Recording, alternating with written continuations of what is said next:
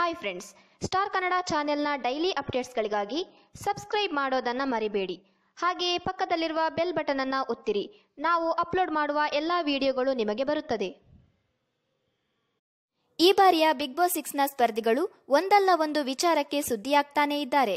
ಮೊನ್ನೆಯಷ್ಟೇ ಕವಿತಾ ಗೌಡ ಆಂಡಿ ವಿರುದ್ಧ ಆರೋಪ ಮಾಡಿ ಮಹಿಳಾ ಆಯೋಗದ ಮೆಟ್ಟಿಲೇರಿದ್ರು. ಇದಕ್ಕೆ ಆಂಡಿ ಕೂಡ ತಿರುಗೇಟನ್ನ ನೀಡಿದ್ರು. ಇದೀಗ ಮತ್ತೆ ಬಿಗ್ ಬಾಸ್ 6ನ ಮತ್ತೊಬ್ಬ ಸ್ಪರ್ಧಿ ಸುದ್ದಿಯಲ್ಲಿದ್ದಾರೆ. ಹೌದು, ಅದು ಬೇರಾರೂ ಅಲ್ಲ, ಆಡಮ್ ಪಾಷಾ.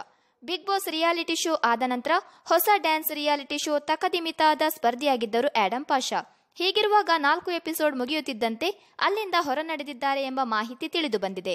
ಹೌದು, ಆ ರಿಯಾಲಿಟಿ ಶೋನ ಆಂಕರ್ ಆಗಿರುವ ಅಕುಲ್ ಬಾಲಾಜಿ ಮೇಲೆ ಕೋಪಗೊಂಡು ಈ ನಿರ್ಧಾರ ತೆಗೆದುಕೊಂಡು ಆಚೆ ಬಂದಿದ್ದಾರೆ ಎಂದು ತಿಳಿದು ಬಂದಿದೆ. ಆಡಮ್ ಪಾಷಾ ಒಬ್ಬರು ಉತ್ತಮ ಡ್ಯಾನ್ಸರ್, ಇದು ಈಗಾಗಲೇ ನಿಮಗೆಲ್ಲ ಗೊತ್ತಿದೆ. ಹೀಗಾಗಿ ಹೊಸ ಡ್ಯಾನ್ಸ್ ಶೋನಲ್ಲಿ ಸ್ಪರ್ಧಿಯಾಗಿ ಅವಕಾಶ ಸಿಕ್ಕಿತ್ತು. ಇವರ ಡ್ಯಾನ್ಸ್ ನೋಡಿದ ತೀರ್ಪುಗಾರರು ಕೂಡ ಉತ್ತಮ ಪ್ರತಿಕ್ರಿಯೆಯನ್ನ ನೀಡಿದ್ದರು. ಆದರೆ ಅಕುಲ್ ಮೇಲೆ ಬೇಸರಗೊಂಡ ಆಡಮ್ ಆಚೆ ಬಂದಿದ್ದಾರೆ. ಹೌದು, ಅಕುಲ್ ಬಾಲಾಜಿ ಆಡಮ್ ಪಾಷಾ ಅವರನ್ನ ಜೋಕರ್ ರೀತಿ ನೋಡ್ತಾ ಇದ್ರಂತೆ. ಎಲ್ಲರ ಮುಂದೆ ಆಡಮ್ ಪಾಷಾ ಅವರಿಗೆ ಅವಮಾನ ಮಾಡಿದ್ದಾರಂತೆ ಅಕುಲ್. ಅಷ್ಟೇ ಅಲ್ಲದೆ ಆಡಮ್ ಅವರ ಜೆಂಡರ್ ಬಗ್ಗೆ ಕೂಡ ಮಾತನಾಡಿ ತಮಾಷೆ ಮಾಡಿದ್ದಾರಂತೆ. ಇದು ತುಂಬಾ ಬೇಸರ ಆಗಿದೆ ಅಂತ ಆಡಮ್ ಪಾಷಾ ಹೇಳಿಕೊಂಡಿದ್ದಾರೆ. ಸ್ತ್ರೀಲಿಂಗ ಗೊತ್ತಾ ಪುಲ್ಲಿಂಗ ಗೊತ್ತಾ, ನಿಮ್ಮದು ಯಾವುದು ಅಂತ ಚೆಕ್ ಮಾಡ್ಕೊಳ್ಳಿ ಅಂತ ಎಲ್ಲರ ಮುಂದೆ ಹೇಳಿ ನನ್ನನ್ನ ಅವಮಾನ ಮಾಡಿದ್ದಾರೆ.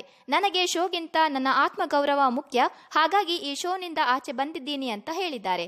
ಅದೇ ರೀತಿ ತೀರ್ಪುಗಾರರಾಗಿರುವ ರವಿಚಂದ್ರನ್ ಅವರ ಮೇಲೆ ನನಗೆ ಅಪಾರ ಗೌರವವಿದೆ, ಅವರು ಉತ್ತಮ ತೀರ್ಪುಗಾರರು ಅಂತ ಕೂಡ ಆಡಮ್ ಹೇಳಿದ್ದಾರೆ.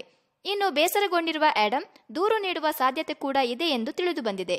ಹಾಗಾದ್ರೆ ನಿಮ್ಮ ಪ್ರಕಾರ ಅಕುಲ್ ಬಾಲಾಜಿ ಮಾತನಾಡಿದ್ದು ಸರಿನಾ ತಪ್ಪಾ ಎಂಬುದನ್ನು ತಪ್ಪದೇ ಕಮೆಂಟ್ ಬಾಕ್ಸ್ನಲ್ಲಿ ತಿಳಿಸಿ. ಹಾಗೆ ಸ್ಟಾರ್ ಕನ್ನಡ ಚಾನೆಲ್ನ ಸಬ್ಸ್ಕ್ರೈಬ್ ಮಾಡೋದನ್ನ ಮರಿಬೇಡಿ.